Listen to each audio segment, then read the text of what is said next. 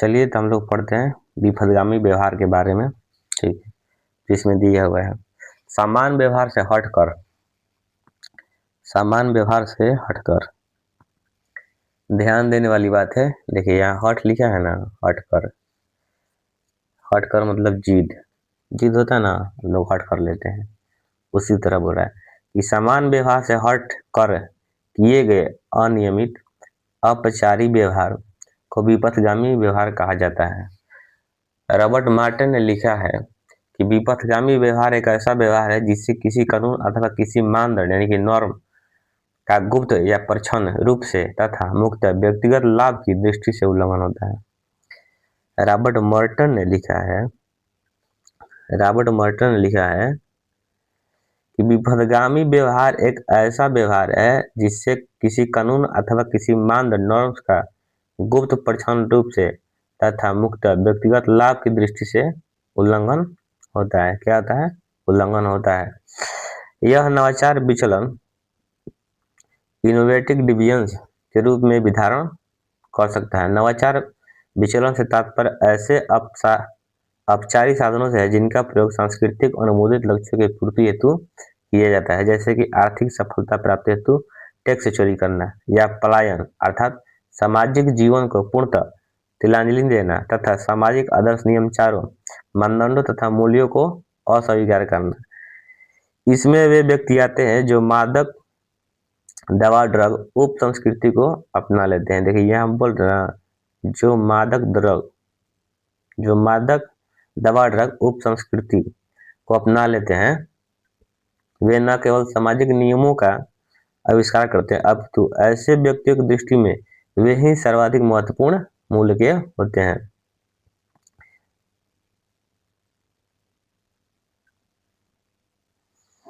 विपथगामी व्यवहार और असंगत व्यवहार नॉन कन्फर्मिंग बिहेवियर में अंतर है। बोल रहा है कि विपथगामी व्यवहार और असंगत व्यवहार यानी कि नॉन कन्फर्मिंग बिहेवियर में अंतर है।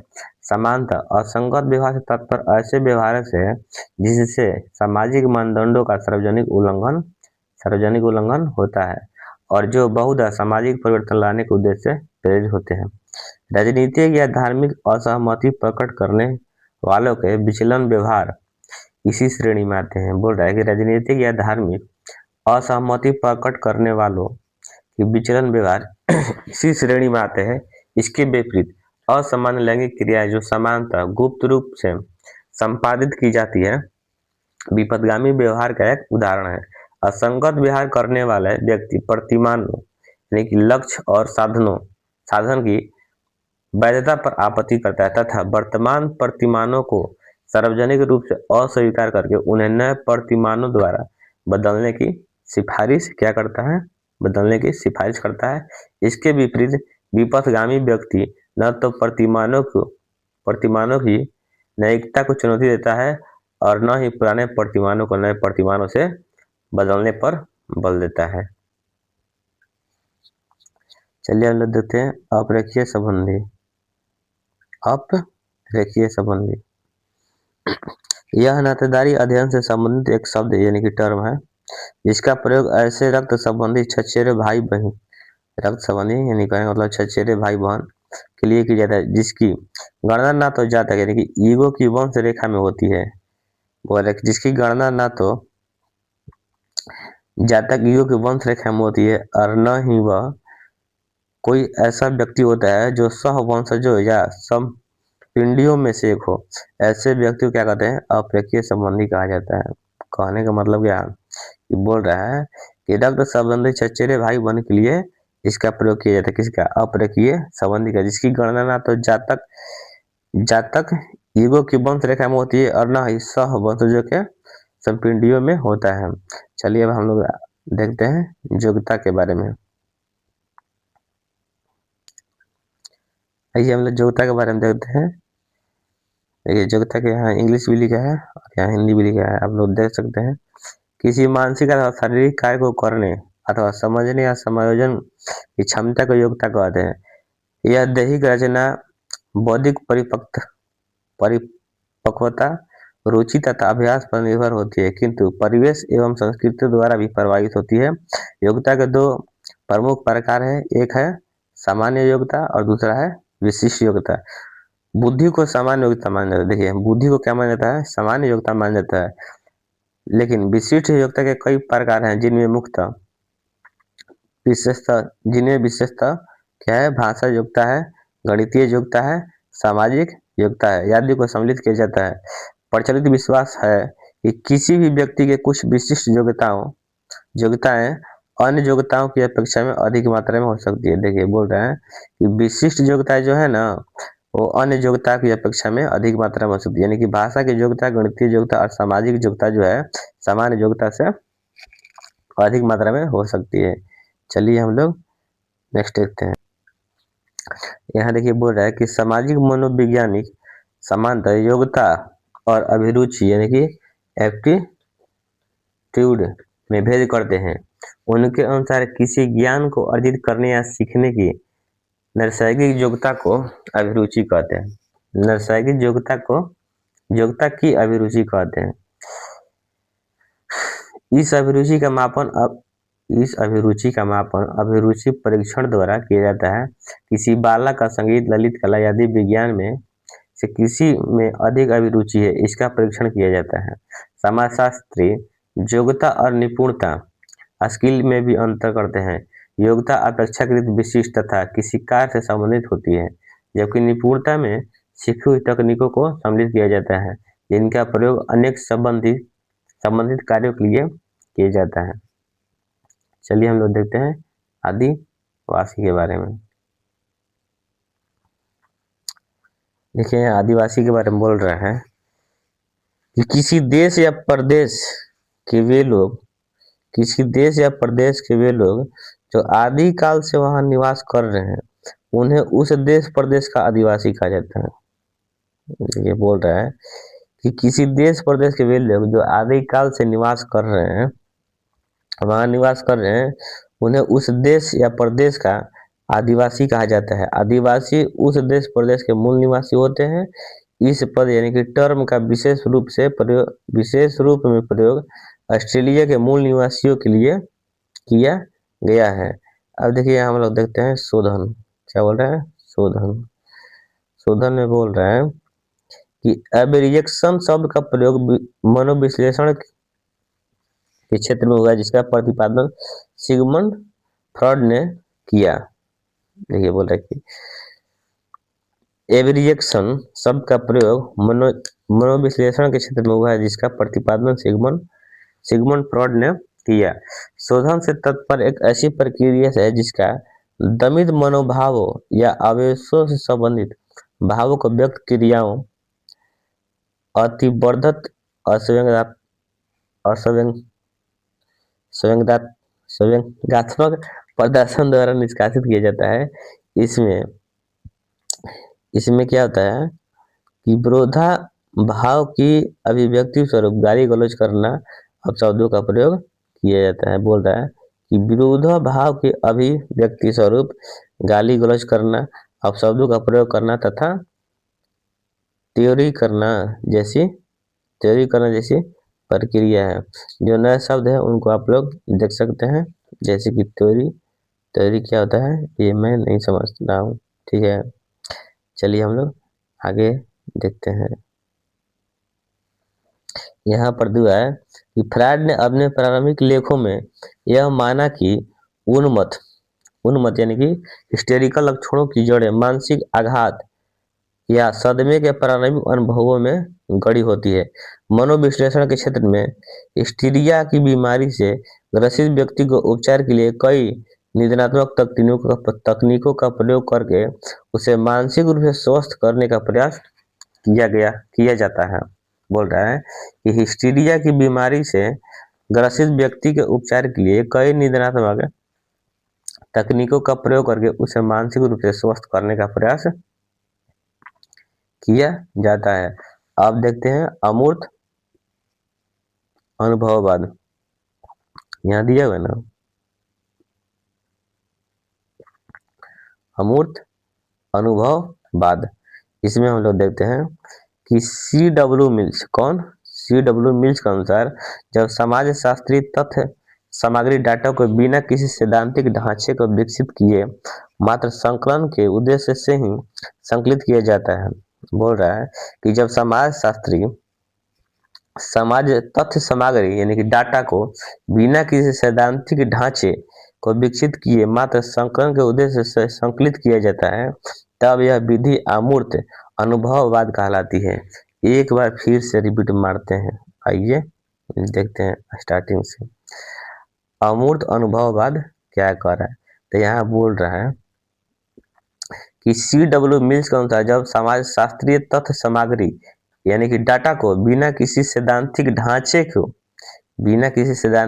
को विकसित किए मात्र संकलन के उद्देश्य से ही संकलित किया जाता है, तब यह विधि अमूर्त अनुभववाद कहलाती है। वास्तव में यह सैद्धांतिक ढांचा फ्रेमवर्क ही होता है जो तथ्यों को अर्थ एवं महत्ता प्रदान करता है।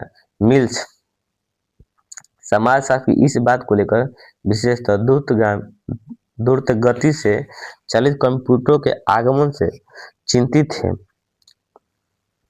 चिंतित क्यों थे कि कहीं समाज साथ विचारहीन और अर्थहीन सूचनाओं का मात्र एक जंगल न बन जाए। कौन है? यह है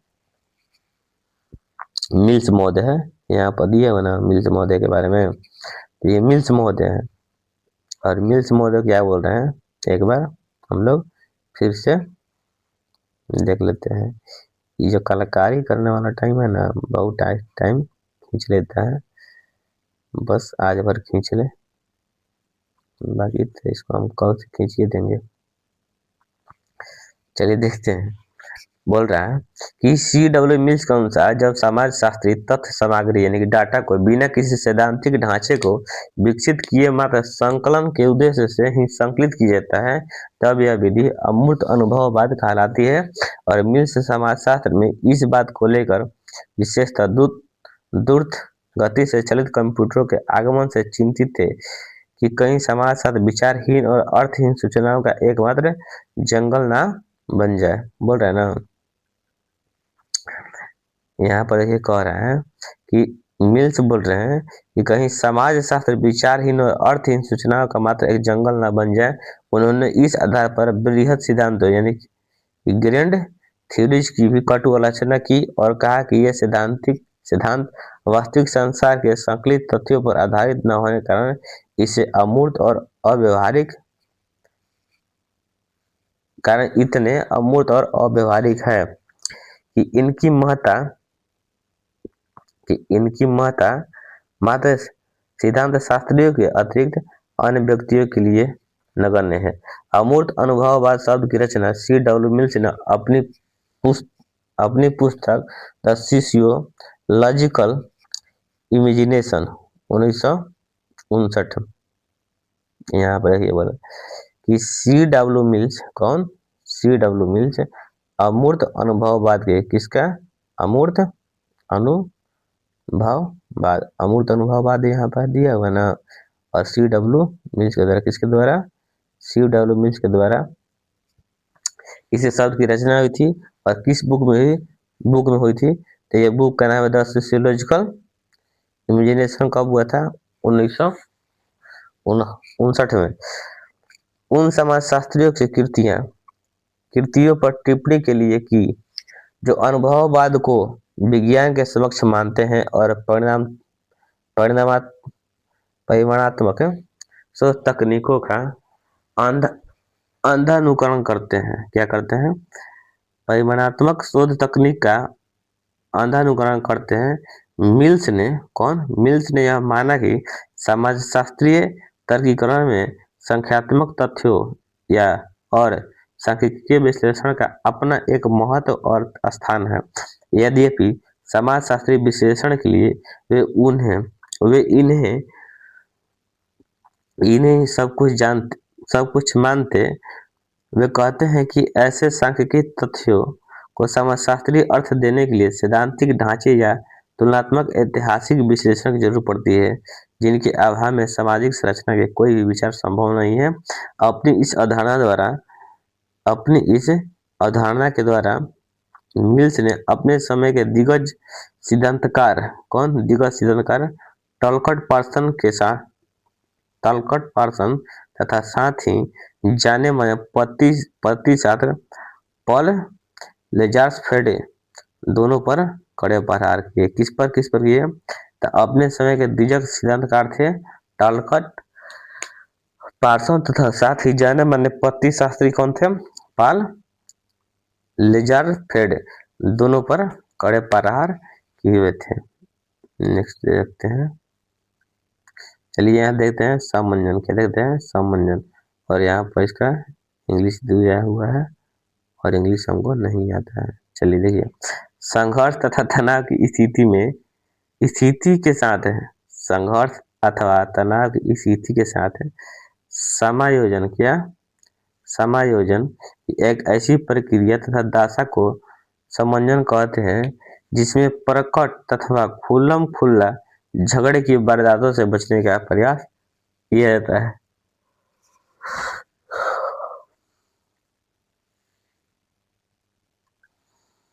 बोल रहे हैं कि संघर्षरत व्यक्ति अथवा समूह अस्थायी रूप में अथवा कुछ समय के लिए शांतिपूर्ण अंतःक्रिया द्वारा संघर्ष को रोकने या टलना स्वीकार करते हैं। समंजन की स्थिति शांतिपूर्ण सह अस्तित्व को प्रकट करती है। देखिए यहाँ पर मुख्य बात क्या बता रहा है? तो यहाँ पर मुख्य बात बता रहा है कि समंजन की जो स्थिति है ना, वह शांतिपूर्ण सह अस्तित्व को प्रकट करती है। इतना सब लोग समझिएगा कि क्या कह रहा है समंजन। शांतिपूर्ण सह अस्तित्व को प्रकट करती है। इस स्थिति में संघर्ष पूर्णतः समाप्त नहीं होता, अब तो बाह्य रूप से समाप्त हुआ दिखाई देता है, किंतु आंतरिक रूप में इसका ज्वाला भभकती रहती है, जो कभी भी दशाओं में परिवर्तन के साथ पुनः प्रज्वलित हो सकती है। समंजन में व्यक्ति अथवा समूह केवल उन मनोभावों को छोड़ने का यत्न करते हैं जिनमें संघर्ष उत्पन्न होने की आशंका रहती है, किंतु वे अपने पृथक अस्तित्व तथा मनोभावों को बनाए रखना पसंद करते हैं। विवरण यानी कि वृत्तांत। विवरण यानी कि वृत्तांत। देखिए यहाँ पर दिया है विवरण यानी कि वृत्तांत। यहाँ पर दिया है विवरण और वृत्तांत। ये यहाँ लिखा हुआ है अकाउंट। समाज शास्त्रीय साहित्य में इस अवधारणा का प्रयोग बहुधा उपचार विपथगामी व्यवहार के संदर्भ में किया गया। किसका? विवरण और वृत्तांत का।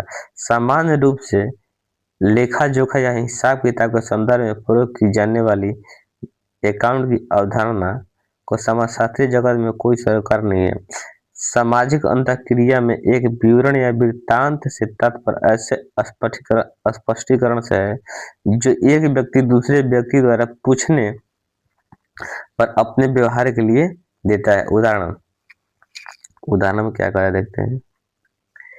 यहाँ उदाहरण में बोल रहा है कि एक व्यक्ति दफ्तर में अपने देरी से आने के लिए या किसी कानून का उल्लंघन करने पर जो स्पष्टीकरण देता है, समाजशास्त्रीय भाषा में इसे विवरण या वृत्तांत कहते हैं।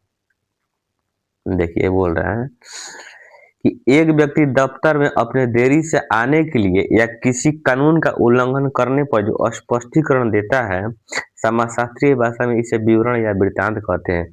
स्पष्टीकरणों के कई भिन्न रूप हो सकते हैं। छोटी मोटी बातों को लेकर अपने मित्रों को दिए गए स्पष्टीकरणों का यहाँ अनौपचारिक रूप होता है। वहाँ गंभीर अपराधों के आरोपों से बचने के लिए दिए गए कानूनी स्पष्टीकरण नितांत औपचारिक होते हैं। जीएस अस्वैक्स एवं डी मटजा ने इस संदर्भ में निष्प्रभावीकरण क्या बोला है? निष्प्रभावीकरण की तकनीकों की अवधारणा को उन विधियों को विश्लेषण हेतु विकसित किया है। उन विधियों की विश्लेषण हेतु क्या किया है? विकसित किया है, जिनका द्वारा विपथगामी व्यक्ति अपने व्यवहार के औचित्य को सिद्ध करने का प्रयास करता है। क्या करता है? औचित्य करने का प्रयास करता है। यहाँ देखिए दो विद्वान का नाम दिया हुआ है। कौन तो जीएस एस्वास और कौन है? मट जा, मट जा कि मिट जा। चलिए यहाँ दे दिया है, इसको हम घेर लेते हैं। फिर अगला हम सवाल पढ़ते हैं, ठीक है।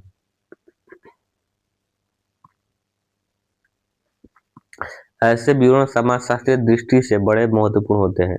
इन विवरणों के द्वारा हम एक दूसरे व्यक्तियों की आंखों में अपनी छवि बनाते हैं, जिसके द्वारा हम अपने प्रति उनके बोध, प्रत्याशाओं, अभिवृत्तियों और व्यवहारों को प्रभावित करते हैं। प्रसंस्कृति ग्रहण इसमें बोलता है कि सांस्कृतिक संपर्क द्वारा होने वाली परिवर्तनों की प्रक्रिया को प्रसंस्कृतिकरण कहते हैं। इस प्रक्रिया में एक संस्कृति दूसरे संस्कृति के तत्वों का स्वेच्छा अथवा दबाववश ग्रहण करती है। फलस्वरूप कभी कभी दूसरी संस्कृति की संपूर्ण जीवन शैली में परिवर्तन आ जाता है। प्रसंस्कृतिकरण एक द्विवर्ती या उभय पक्षीय प्रक्रिया है, जिसमें संपर्क में आई हुई दोनों संस्कृतियों के बीच निम्नाधिक मात्रा में सांस्कृतिक तत्वों, लक्षणों एवं संकुलों का आदान प्रदान होता है। यह प्रसार की प्रक्रिया से भिन्न है, जिसमें एक स्थान पर खोजे गए या अविष्कृत सांस्कृतिक लक्षण तथा संकुल दूसरे स्थान पर चले जाते हैं। इस अवधारणा का प्रतिपादन सर्वप्रथम रेडफील्ड, लिंटन और हर्स्कोविट्ज द्वारा अपने एक संयुक्त शोध memorandum on the study of acculturation 1936 में किया था। कब किया था? 1936। इस अवधारणा का प्रतिपादन सर्वप्रथम कौन किया था? रेडफील्ड, लिंटन और हर्स्कोविट्ज द्वारा अपने एक संयुक्त शोध पत्र memorandum on the study of acculturation 1936 में किया गया था।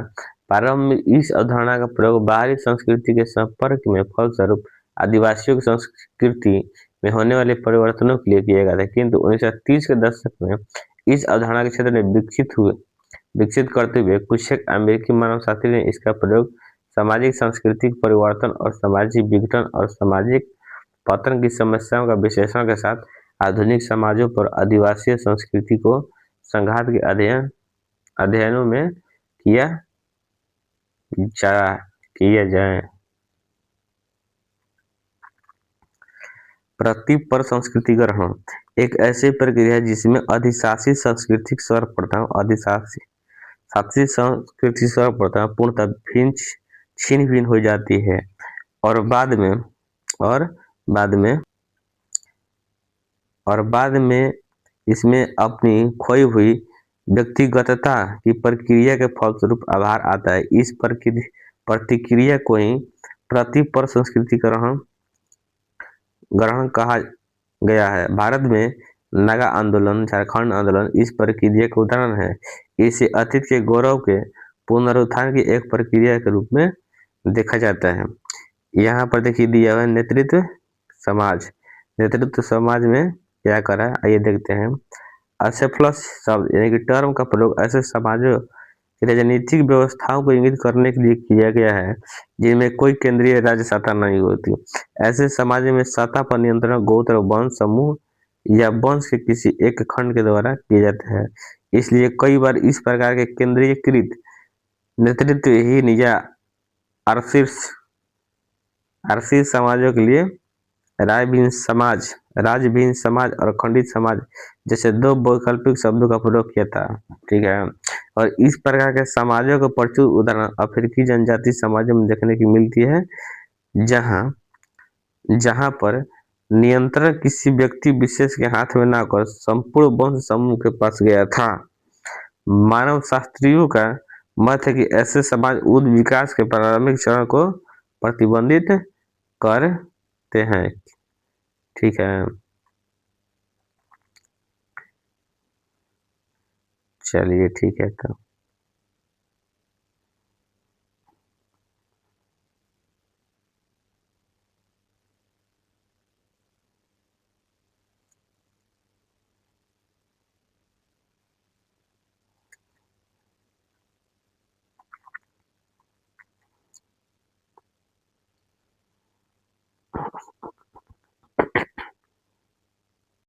उपलब्धि से आगे फिर से चालू करते हैं दोबारा।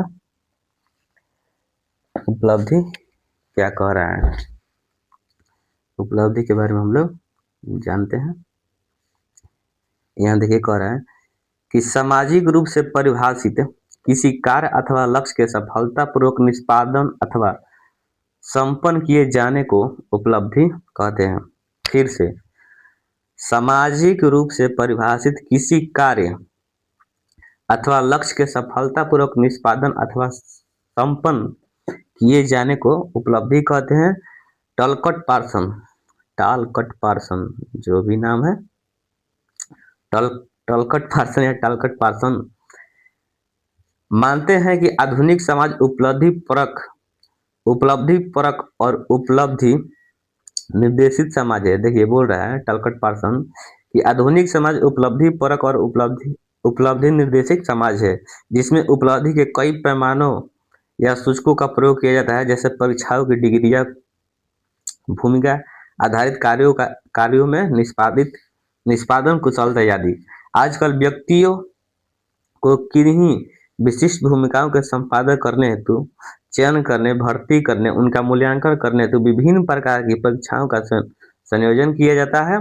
फिर भी कई शोधों के निष्कर्ष बताते हैं कि अभी भी तथाकथित आधुनिक समाजों में जन्म परक मापदंड जैसे जाति, प्रजाति, लिंग आदि चयन प्रक्रिया को प्रत्यक्ष या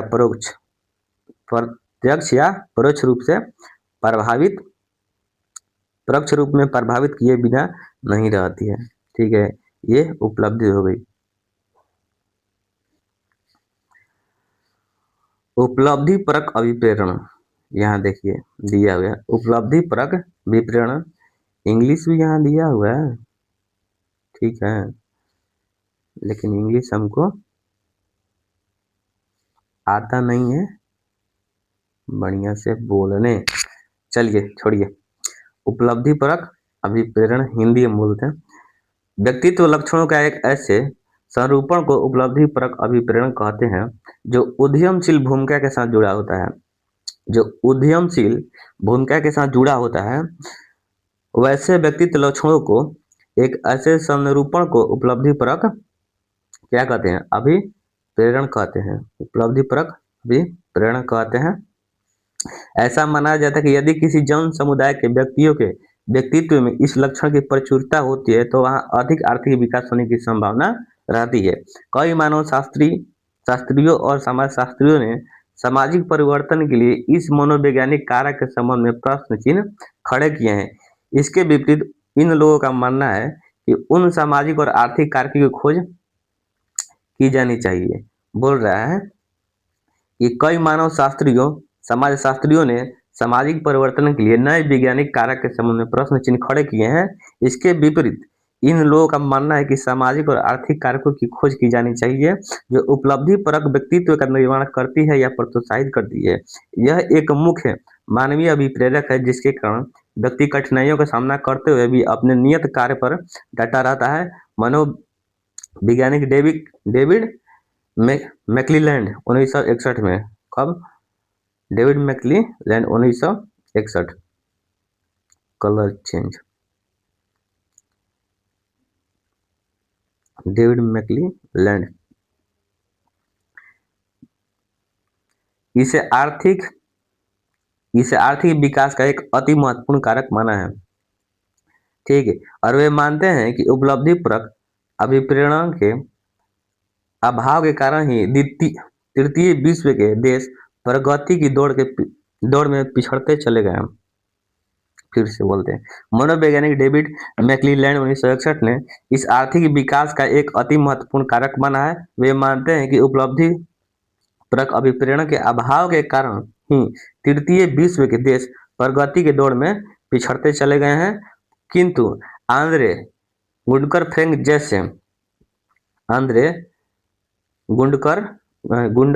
फ्रैंक जैसे आश्रितता सिद्धांत के मानने वालों ने इस विचार की कटु आलोचना की है।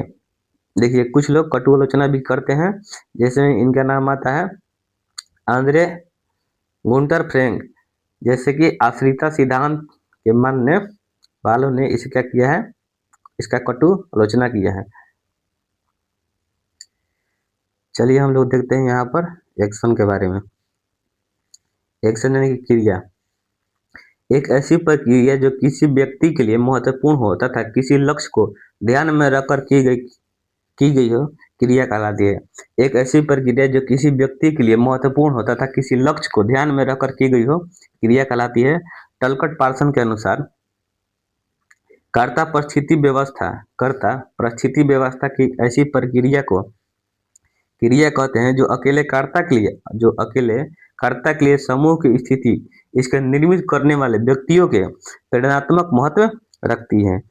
टलकट पर्सन के अनुसार कर्ता परिस्थितिक व्यवस्था की एक ऐसी प्रक्रिया को क्रिया कहते हैं जो अकेले कर्ता के लिए तथा समूह की स्थिति में इसके निर्मित करने वाले व्यक्तियों के लिए प्रेरणात्मक महत्व रखती है। इस दृष्टि से किसी भी क्रिया में 4 तत्वों का होना आवश्यक है।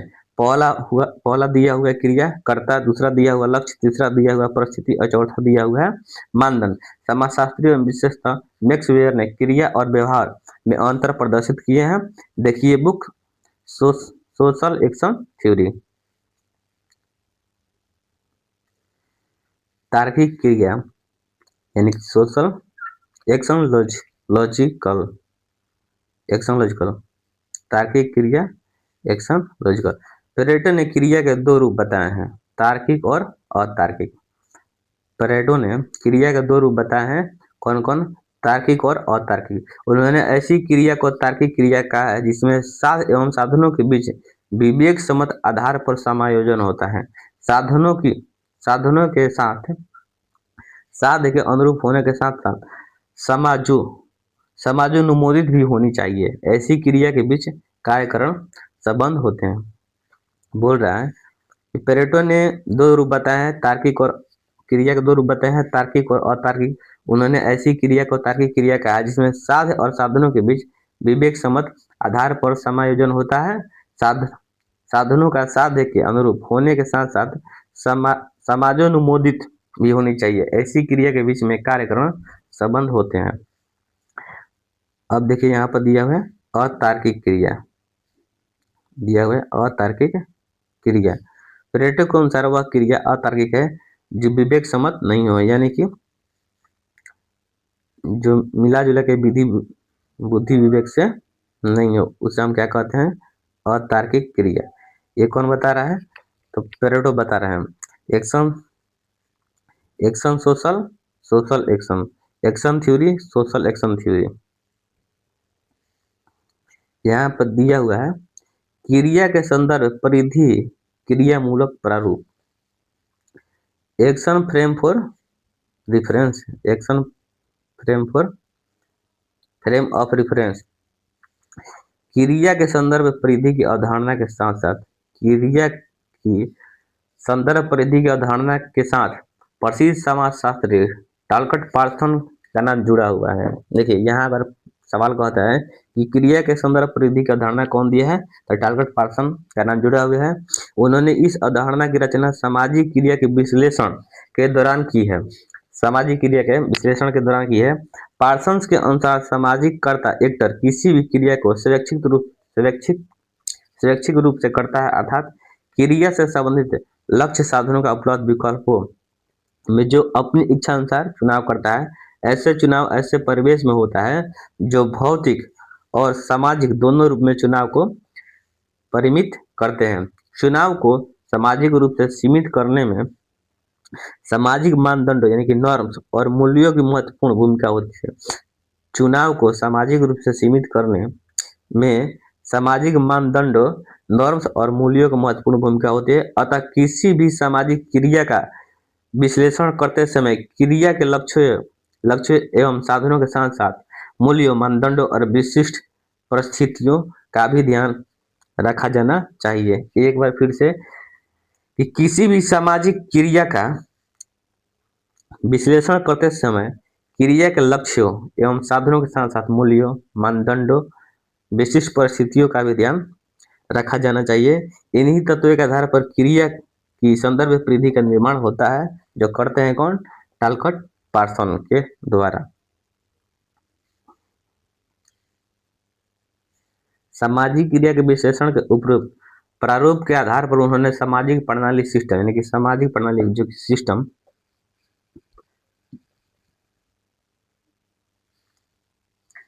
सिस्टम के जिस बृहद मॉडल का निर्माण किया उससे उनके सामाजिक क्रिया के सिद्धांत की स्वैच्छिक प्रकृति स्वतः स्पष्ट हो जाती है, क्योंकि कर्ता के सामने लक्ष्य साधनों के चयन की धारणा विलुप्त हो जाती है और सामाजिक मानदंडों मूल्यों के रूप में संरचनात्मक निर्धारक अति महत्वपूर्ण हो जाते हैं।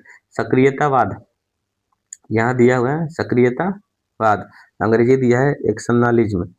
पार्सन्स के क्रिया सिद्धांत, पार्सन्स के क्रिया सिद्धांत या एक्शन थ्योरी या क्रिया के संदर्भ परिधि एक्शन फ्रेम ऑफ रेफरेंस को सक्रियवाद के साथ घुलाने मिलाने की भूल नहीं की जानी चाहिए। सक्रियतावाद की धारणा फ्रांसीसी समाजशास्त्री एलन तुरेन के नाम से जुड़ी हुई है। इस सिद्धांत का जन्म 1960 में हुआ है। कब हुआ है? 1960 में हुआ, किंतु तुरेन ने इसे अपनी पुस्तक सेल्फ प्रोडक्शन ऑफ सोसाइटी 1973, कब? सेल्फ प्रोडक्शन ऑफ सोसाइटी यहाँ पर दिया हुआ है, सेल्फ प्रोडक्शन ऑफ सोसाइटी 1973 में एक अत्यंत नया रूप प्रदान किए। वे समाज के समाजशास्त्र को कर्ताओं के समाजशास्त्र में बदलना चाहते थे। इस लक्ष्य के पीछे उनका मूल मंतव्य समाजशास्त्र के वस्तुपरकता और व्यक्तिपरकता या प्रणाली सिस्टम और क्रियावादी उपागमों के बीच खींची कृत्रिम रेखाओं को समाप्त करना रहा। कृत्रिम रेखाओं को समाप्त करना रहा। कृत्रिम रेखाओं को समाप्त करना रहा। उनका सक्रियतावादी सिद्धांत कर्ता को संरचनात्मक और ऐतिहासिक घटनाओं के सिद्धांतों सहित वैचारिक जगत में केंद्रीय भूमिका प्रदान करता है। तुरेन के अनुसार कर्ता सामाजिक व्यवस्थाओं के घटक इकाइयां मात्र नहीं अपितु वे उन व्यवस्थाओं का अभिकर्ता एजेंट भी होते हैं। देखिए यहाँ पर तुरेन बोल रहे हैं कि सामाजिक कर्ता जो है सामाजिक व्यवस्थाओं के घटक या इकाइयां मात्र नहीं है, अपितु वे उन व्यवस्थाओं के अभिकर्ता यानी कि एजेंट भी होते हैं। तुरेन ने अपने सामाजिक विश्लेषण में कर्ता को अवश्य एक केंद्रीय स्थान दिया है, किंतु इसका तात्पर्य यह नहीं है कि उन्होंने समूहों और समष्टियों की सामाजिक वर्गों के रूप में अवहेलना की है। इनका प्रयोग उन्होंने संवर्गों कैटेगरीज के रूप में न करके सामाजिक कर्ताओं के बीच गत्यात्मक संबंधों के रूप में किया है। इस परिप्रेक्ष्य का अप्रत्यक्ष रूप से संरचनावाद और उत्तर संरचनावाद, जिसमें व्यक्ति विशेष का अवसान हो जाता है, तथा तत्ववाद इंसेसलिज्म की आलोचना निहित है। प्रसिद्ध अस्तित्ववादी विचारक ज्वां-पाल सार्त्र यहाँ पर दिया हुआ है, ज्वां-पाल सार्त्र। देखिए यार गजब डिस्टर्ब कर रहा है, छोड़िए। ओके, ज्वां-पाल सार्त्र की ऐतिहासिकता की अवधारणा का प्रयोग करते हुए तुरेन ने इसे सक्रियवाद की गतिशील पक्ष का है। बोल रहे हैं कि प्रसिद्ध अस्तित्ववादी विचारक ज्वां-पाल सार्त्र की ऐतिहासिकता की अवधारणा का प्रयोग करते हुए तुरेन ने इसे सक्रियवाद की गतिशील पक्ष कहा है। ऐतिहासिकता से तात्पर्य समाज की स्वतः कार्य करने की क्षमता तथा मानवीय क्रियाकलाप के रूप में इतिहास के गुणों से है। ऐतिहासिकता से तात्पर्य क्या है? समाज की स्वतः कार्य करने की क्षमता तथा मानवीय क्रियाकलाप के रूप में इतिहास के गुणों से है। एक समाजशास्त्री तटस्थ प्रेक्षक की अपेक्षा ऐतिहासिकता का एक अभिकर्ता यानी कि एजेंट होता है और उसकी अपने समाज में संघर्षों की सहभागिता होती है। अपने समाज में संघर्षों में क्या होती है? सहभागिता होती है। इस धारणा के आधार पर तुरेन ने समाजशास्त्री हस्तक्षेपवाद यानी कि सोशियोलॉजिकल इंटरवेंशनिज्म का प्रयोग किया। समाजशास्त्री हस्तक्षेपवाद से तात्पर्य सामाजिक परिवर्तन में एक ऐसी विधि है जिसमें समाजशास्त्री सामाजिक परिवर्तन आंदोलनों का अध्ययन उनमें प्रत्यक्ष रूप से सहभागी भूमिका अदा करते हैं। इसे तुरीन ने सक्रियतावादी समाजशास्त्र के नाम इसे इसे तुरीन ने सक्रियतावादी समाजशास्त्र के नाम दिया है। तुरीन के अनुसार सक्रियतावादी समाजशास्त्र भिन्न प्रकार की समाजशास्त्र है जो संघर्षों से भरा होता है। देखिए, सक्रियतावादी समाजशास्त्र है और भिन्न प्रकार के समाजशास्त्र है जो संघर्षों से भरा होता है। यही समाजशास्त्र वैध और प्रामाणिक है क्योंकि इसमें सामाजिक परिवर्तन की क्रियाओं में समाजशास्त्री की सक्रिय भूमिका होती है। दूसरे शब्द में सक्रियतावादी सिद्धांत यह बताने का प्रयत्न करता है कि सामाजिक मूल्यों को किस प्रकार आकार दिया जाना चाहिए तथा किस प्रकार सामाजिक परिवर्तन लाया जा सकता है। ये कौन बता रहे हैं? तुरीन बता रहे हैं और इनका एक अवधारणा है सक्रियतावादी समाजशास्त्र का अवधारणा। ठीक है, चलिए आगे देखते हैं। क्रियान्मुखी शोध, एक्शन रिसर्च में हम लोग देखते हैं व्यवहारिक शोध के ऐसे विशिष्ट रूप को क्रियात्मक या क्रियान्मुखी शोध कहते हैं जिसका प्रमुख उद्देश्य वांछित सामाजिक परिवर्तन के लिए प्रभावकारी साधनों को गवेषणा करना है। जो भी है गवेषणा ही होगा, ठीक है, जो भी दिया हुआ है गवेषणा ही हो सकता है। अधिकांश क्रियात्मक शोध किसी सामाजिक स्थिति अथवा दशा में संशोधन अथवा सुधार की इच्छा से प्रेरित होती है। बहुधा क्रियात्मक शोध सामाजिक परिवर्तन, सामाजिक विकास, व्यक्तियों तथा लघु सामाजिक समूहों के व्याधि की स्थिति में सुधार, किसी संगठन की क्षमता में बढ़ोतरी करने अथवा किसी समूह में वैमनस्य या तनाव को कम करने के प्रयोजनों को लेकर की जाती है। इस प्रकार के शोध में स्वयं शोधकर्ता कई बार नियोजित नीति कार्यक्रमों में सहभागी बन जाते हैं और अपने ज्ञान और शोध अनुभव का प्रयोग उन संगठनों और समूहों में करते हैं जिनमें उनकी सेवाएं ली जाती है सेवाएं ली जाती हैं। ये एक्शन रिसर्च बोल रहा है क्रियान्मुखी शोध के अंतर्गत। एक बार फिर से देखते हैं। व्यवहारिक शोध के ऐसे विशिष्ट रूप को क्रियात्मक और क्रियान्मुखी शोध कहते हैं जिनका प्रमुख उद्देश्य वांछित सामाजिक परिवर्तन के लिए प्रभावकारी साधनों की गवेषणा करना है, यानी कि हो सकता है खोज करना। ठीक है, और यहाँ बता रहा है कि स्वयं शोधकर्ता कई बार नियोजित नीति कार्यक्रम में सहभागी बन जाते हैं और अपने ज्ञान और शोध अनुभव का प्रयोग उन संगठनों और समुदाय में करते हैं जिनमें उनकी सेवाएं ली जाती है। शोध के इस रूप में विकास के प्रत्येक चरण से शोधकर्ता एक परिवर्तन अभिकर्ता एजेंट के रूप में भाग लेता है। वह न केवल सामाजिक समस्या कारणों को खोज करता है और उसके समाधान के तरीकों को सुझाता है, अपितु समस्या के निदान, नियोजन, कार्यान्वयन, नियंत्रण और मूल्यांकन के संपूर्ण कार्यक्रम में वह स्वयं एक सहयोगी बन जाता है। ऐसे शोधकर्ताओं को बहुधा स्थानीय समुदाय अथवा बड़े बड़े व्यापारिक संस्थानों द्वारा उनकी समस्याओं का समाधान करने के लिए सलाहकारों के रूप में आमंत्रित किया जाता है। इस प्रकार के शोध प्रमुख विशेषता यह है कि इसमें शोधकर्ता शोध की योजना के निर्माण के स्तर से लेकर शोध के कार्यान्वयन तक किसी न किसी रूप में सहभागी की भूमिका अदा करते हैं।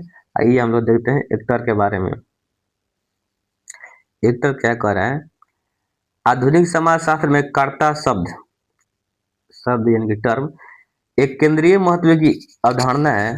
इसे समाजशास्त्रीय विश्लेषण के केंद्र में लाने का बड़ा श्रेय वरिष्ठ समाजशास्त्री टलकट पार्सन को जाता है, जिन्होंने इस पद का प्रयोग अपने सामाजिक क्रिया के सिद्धांत में